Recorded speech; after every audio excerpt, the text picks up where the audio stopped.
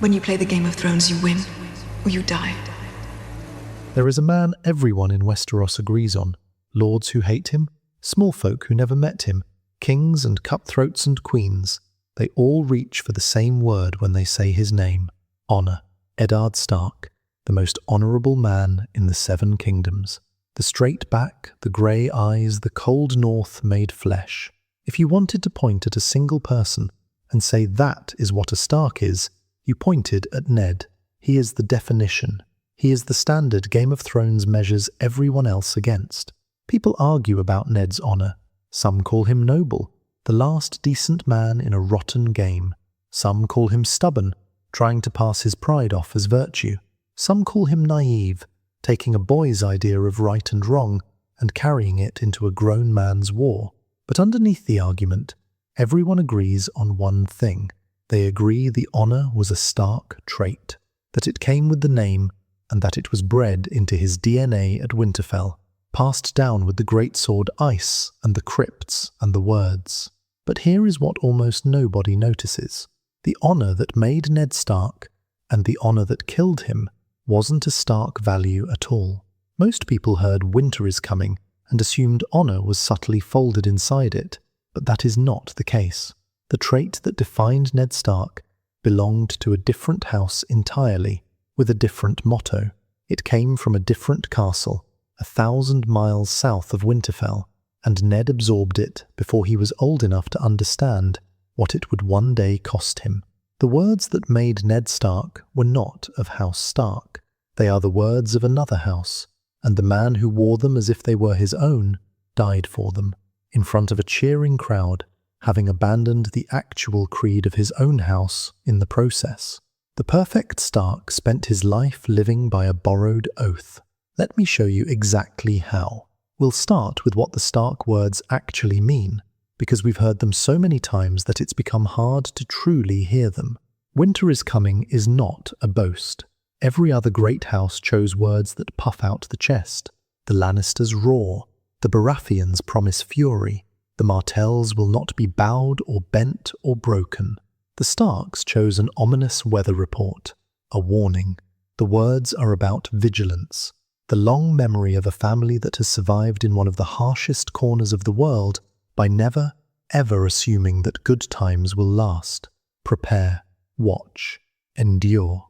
Keep the pack together for when the tough times come. That is the real Stark philosophy, and Ned himself gives us its purest statement.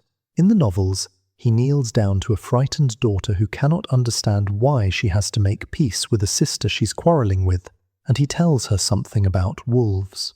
When the snows fall and the white winds blow, the lone wolf dies, but the pack survives. That is the Stark creed in one breath. Not honour, survival. The wisdom that the individual matters less than the family, that pride is a luxury you cannot afford in winter, that the wolf who insists on walking alone is the wolf who freezes to death. Stark wisdom is pragmatic and cold. It is a survivor's philosophy. Now hold that next to the other set of words. As high as honour. These belong to House Arryn of the Vale, the Eyrie, that impossible castle perched at the top of the world, reached by a climb that kills careless men. Their sigil is a falcon and a moon set high on the sky-blue field, and everything about the house points upward. Honour as altitude, honour as wings, honour as the thing that lifts a man above the muck of the world and keeps him there, no matter the cost of staying up so high. Where the Stark words say endure, the Arryn words say rise, and do not lower yourself. They are not the same instinct. One is about staying alive, the other is about staying clean. And here is the fact that reframes everything, the fact the show mentions and then trusts you to forget. Ned wasn't raised solely at Winterfell. He was a second son, and second sons in Westeros are sent away to be fostered, to learn the ways of the world in another lord's hall. So he went south to be raised by Jon Arryn. In the books he says, "I was 8 when my father sent me to foster at the Eyrie, and there he stayed, on and off, well into manhood, alongside another ward his own age, a loud and laughing lad named Robert." Jon Arryn did not merely house them, he raised them. So the man we consider the definitive Stark spent his formative years, from 8 to his late teens, not in the Godswood at Winterfell, but in the mountains of the Vale, shaped by a man whose family words were, as high as honour. When you are 8, you do not learn a creed from a book. You learn it from the man who tucks you in, corrects you, and sets the standard through his actions. Ned's father Rickard gave him the name and the blood. Jon Arryn gave him the moral compass. And the moral compass did not point to the pack survives. It pointed to honour above all, no matter how high it lifts you or how far you have to fall. Watch Ned and you see what happens when those two collide inside one man. Because every time they do, Ned obeys the Arryn words and ignores the Stark ones. Watch him in the very first hour. A frightened man has fled the wall, and the law says he dies for it. Ned does it himself, and he makes his young son watch, and he explains why with a small sermon about justice, that the man who passes the sentence should be the one to swing the sword. People quote that moment as the essence of Stark honour. Look at it again, though. There is nothing about survival in it, nothing about the pack. It is a code of personal embodied honour. The Lord must dirty his own hands, must not hide behind another's blade. The justice is Stark, but the honour? That is not winter is coming. That is as high as honour. Then watch the small council. Robert, his foster brother, the other boy from the Eyrie, orders the assassination of a pregnant girl across the sea because that girl is a threat to the realm, and removing threats before they grow is the most basic survival logic there is. The pragmatic move, the pack-protecting move, is obvious. A knife in the dark ends a war that would otherwise cost thousands of northern lives. And Ned refuses. He will not do it. He resigns the most powerful office in the kingdom rather than be part of it, because to him it is not honourable, and the dishonour weighs more than the danger. Here is the part that almost no one talks about. Ned Stark, the supposed embodiment of the cold northern survival instinct, chose his own clean conscience over the safety of the realm he had sworn to protect. The lone wolf in him won, every time. And that is the contradiction sitting at the centre of the man. Ned preaches the pack mentality. He kneels in the dirt and tells his daughter the lone wolf dies and the pack survive. And then he spends the entire story behaving like the loneliest wolf in Westeros. He will not bend. He will not scheme. He will not take the swords offered to him, or the alliances, or tell the lies that would keep his family alive. He tells Arya to stay with the pack, and then walks into the deepest pit of vipers in the world alone, armed with nothing but a code that was never even his by blood. He may preach his own house words, but he lives by Jon Arryn's. The sharpest man in King's Landing saw it immediately. Peter Baelish looks at Ned and diagnoses him like a physician reading a fatal symptom.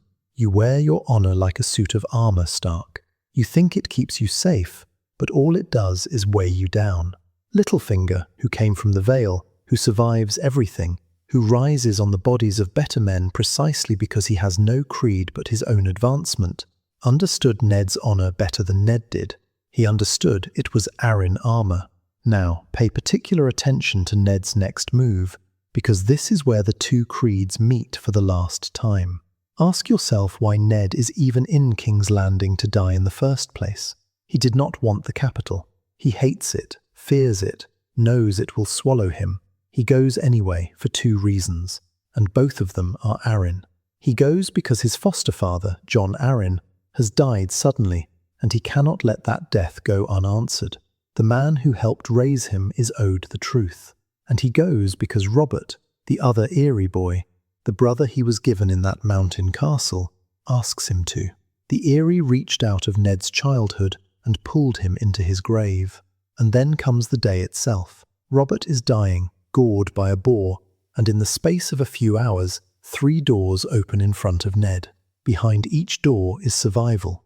Behind each door is the pack. And one by one, the Arryn creed slams them shut.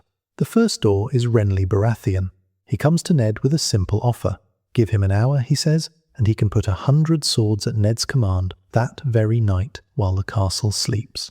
Seize the boy king, take Cersei's children into custody before she can move, and hold the realm by holding the people in matter. His argument is the bluntest survival logic in the entire series. Whoever holds the king, Renly tells him, holds the kingdom. That is the pragmatic, pack-securing Stark move, handed to Ned on a plate by a man who understands the game. Strike first. Survive. Keep your daughters alive. And what does Ned say? And what should I do with 100 swords? He turns it into a moral question instead of a tactical one. There is no honour in seizing children in the night, nor can he in good conscience pass over Stannis, the rightful heir, so he closes the first door. The second door is Littlefinger, who arrives with a colder, cleverer version of the same gift. Don't strike, he says. Just don't fall on your own sword. Let the boy be crowned. Hold the power that is already legally yours as protector of the realm, and bide your time. Control Joffrey, rule from behind the throne until the moment is right. It is a path that keeps Ned breathing and his daughters safe, and Ned refuses that too, because it requires building his position on a foundation of a lie. The second door shuts. And then Ned opens a door of his own, the one that kills him. He goes to Cersei Lannister in the Godswood, the woman who is about to destroy him, and he warns her. He tells her he knows the truth about her children, and he gives her a chance to take them and run before she's exposed. Think about what that is. He hands his deadliest enemy time, the one resource she needs, out of mercy for her children. That is the Arryn creed making the final, fatal call. Faced with a choice between his enemy's children and his own survival, the most honourable man in Westeros chose his enemy's children. The walls close in on Ned very quickly after that. The gold cloaks Ned thought he had under his command turn on his men in the throne room. His guards are slaughtered around him. He reaches for his sword and finds a blade already at his own throat, held by the man whose offer he half took and half refused. Littlefinger leans in and says, "I did warn you not to trust me." He did. Ned heard it.